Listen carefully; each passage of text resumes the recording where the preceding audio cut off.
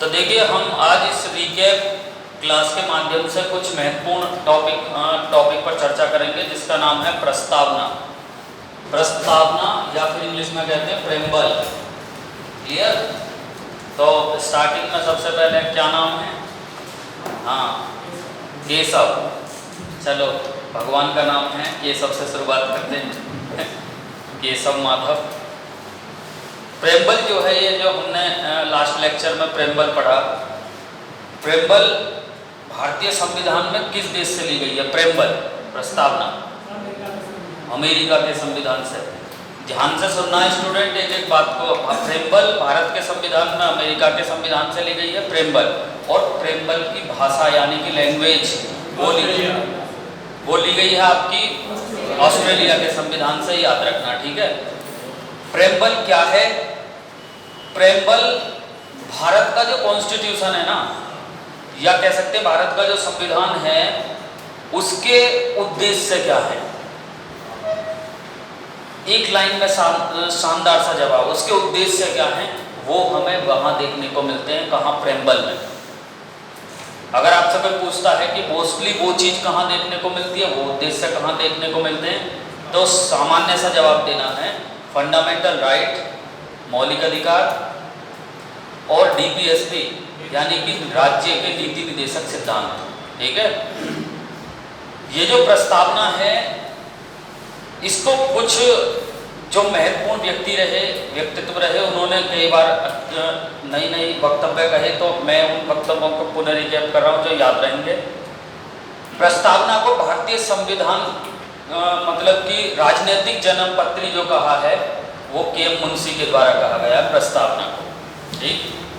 अगर पूछा जाए एग्जाम में कि प्रस्तावना को भारतीय संविधान की आत्मा किसने कहा है? भारतीय संविधान की आत्मा ठाकुर दास भार्गव, याद रखना है। और अगर पूछा जाता है प्रस्तावना को भारतीय संविधान की मूल आत्मा किसने कहा है, तो मोहम्मद हिदायतुल्लाह, या फिर कह सकते हैं एम हिदायतुल्लाह। ये अच्छी तरीके से याद रखना है, ठीक है।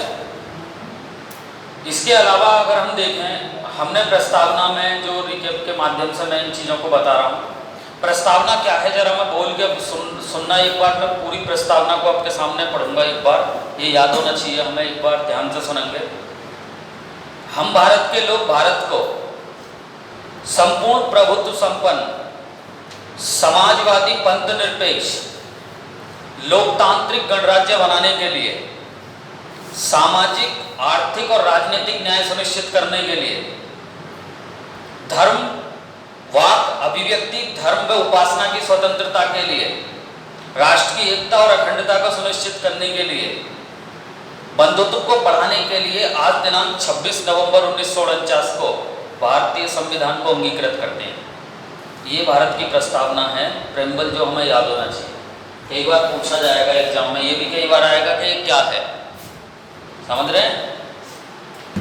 इसके अलावा भारतीय संविधान की जो प्रस्तावना थी, उसमें मूल संविधान में जो शब्द थे वो ये थे, याद रखना है।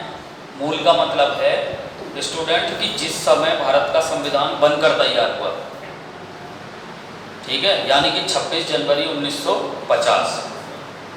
कौन कौन से थे? संपूर्ण प्रभुत्व संपन्न, लोकतांत्रिक गणराज्य। क्लियर? फिर क्या है? 42वां संविधान संशोधन 1976 के द्वारा। और ये जो संविधान संशोधन है, और इतना महत्वपूर्ण संविधान संशोधन है, क्योंकि इसके तहत यही प्रावधान नहीं हुआ, इसके तहत बहुत ज़्यादा प्रावधान हुए, और भी अन्य प्रावधान थे। इसीलिए इसे भारत का लघु संविधान भी कहा जाता है, यानी कि मिनी कॉन्स्टिट्यूशन। किसको? 42वां संविधान संशोधन को। ये कभी एग्जाम में आपको देखने को मिलेगा, याद रखना है। 42वें संविधान संशोधन 1976 के समय प्रधानमंत्री कौन थे? इंदिरा गांधी। और राष्ट्रपति कौन थे? फखरुद्दीन अली अहमद। ये याद होना चाहिए। इसके अलावा कौन से शब्द ऐसे थे जो जोड़े गए? तो समाजवादी, पंथ निरपेक्ष और अखंडता शब्द जोड़े गए 42वें संविधान संशोधन के द्वारा। तो वर्तमान में किस तरीके से सीक्वेंस है प्रस्तावना का, जरा ध्यान से सुनेंगे। संपूर्ण प्रभुत्व संपन्न, संपूर्ण प्रभुत्व संपन्न समाजवादी पंथ निरपेक्ष लोकतांत्रिक गणराज्य, ये है वर्तमान में सीक्वेंस प्रस्तावना का, जैसा कि मैंने अभी पढ़ के भी सुनाया, सेम सीक्वेंस। भारतीय संविधान की जो प्रस्तावना है वो क्या सुनिश्चित करती है? तो भारतीय संविधान की प्रस्तावना में अगर हम देखें तो हमें सामाजिक, आर्थिक और राजनीतिक न्याय सुनिश्चित करती है। ये सीक्वेंस याद होना चाहिए, यानी कि ये सीक्वेंस याद होना चाहिए। मैंने कल भी इस बात पे बताया, सामाजिक, आर्थिक और राजनीतिक न्याय, यही है, ये सीक्वेंस होना चाहिए। आप कहोगे सीक्वेंस ही क्यों होना चाहिए? जैसा कि मैंने अभी पढ़ के भी सुनाया आपको प्रस्तावना, उसमें सीक्वेंस में ही बताया मैंने, सामाजिक, आर्थिक और राजनीतिक न्याय। अगर पूछा जाए कि किस आर्टिकल में है ये बातें, कहाँ कही गई हैं?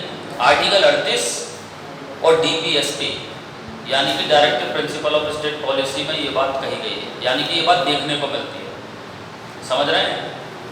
तो प्रस्तावना जो थी, इसके बारे में कुछ महत्वपूर्ण पॉइंट हैं ये जो मैंने बताए, ये याद रखने, कई बार पूछा जा सकता है। क्लियर? वीडियो को लाइक और शेयर करना ना भूलें।